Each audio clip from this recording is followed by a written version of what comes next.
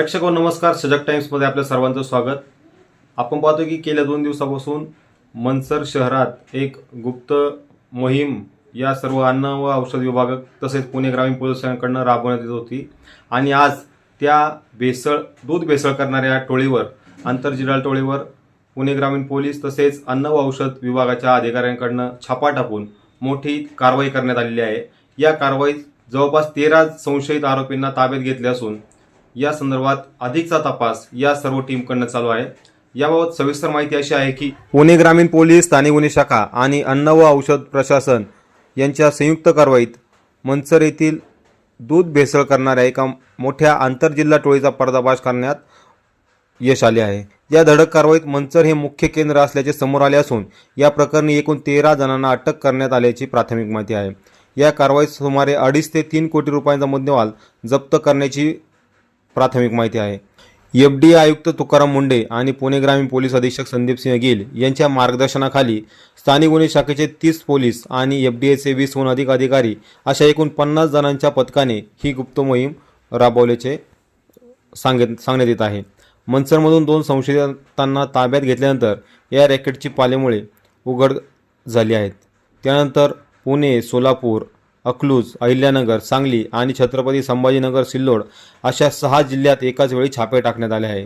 या धडक कारवाईमुळे बडे मासे गळाला लागणार का आणि अजून कोणाचे हात यात आहेत या सर्व प्रकरणाचा तपास तसेच फरार आरोपी किंवा संशयितांचा तपास या सर्व पथकाकडून सुरू आहे.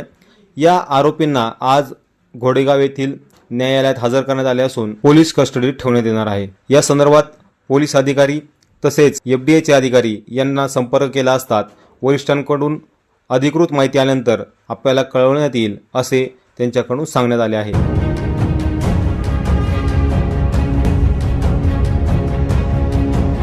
साहेब, आज दूध याच्यावरती एफडीएची मोठी कारवाई झालेली आहे. त्याच्यामध्ये मनसर पोलीस स्टेशनला बरेचसे लोक अटकेमध्ये आहेत. आज त्याला ताब्यात घेतले. एक मोठी कारवाई मानली जाते. याच्याबद्दल स्थानिक म्हणून काय सांगा? असं आहे की एफडीए विभागाच्या मार्फत, अन्न आणि औषध प्रशासन विभागाच्या मार्फत भेसळीच्या विरोधामध्ये जी कारवाई सुरू आहे ती जर कोणी चुकीचं वागत असेल तर त्याला आपण काही पाठिंबा द्यायचं काही कारण नाही. कायद्याप्रमाणे जे असेल, पुरावे जे असतील त्याप्रमाणे ती कारवाई होत राहील. झाली तर त्याला आपण काही पाठीशी घालायचं कोणी कारण नाही. साहेब, असा एक प्रश्न आहे. तर आमचा पत्रकारांचा विषय झाला. यापूर्वी मुंडे येण्यापूर्वी हे सगळं मिली बघत होतं, तर त्याबद्दल दोषी अधिकाऱ्यांची चौकशी झाली पाहिजे.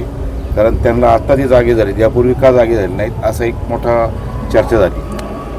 शेवटी असं आहे की त्यांना कोणीतरी एक मार्ग दाखवायचा असतो. तो मार्ग आता कदाचित दाखवला गेला असेल आणि म्हणून ह्या सगळ्या कारवाया सुरू आहेत. आणि नुसतेच फक्त या अन्न प्रशासन विभागामध्ये नाही तर एक्साईज डिपार्टमेंटमध्ये सुद्धा मोठ्या प्रमाणात कारवाया सुरू आहेत अवैध धंद्याच्या विरोधात. कुठं जनमानसातून कडक कारवाई व्हावी किंवा चौकशी, याच्यावर सखोल चौकशी अशी मागणी होत आहे. हां, चौकशी आता होतच राहील. कायद्याप्रमाणे जे आहे ते सगळं सरकार करेल आणि संबंधित विभाग पण करेलच.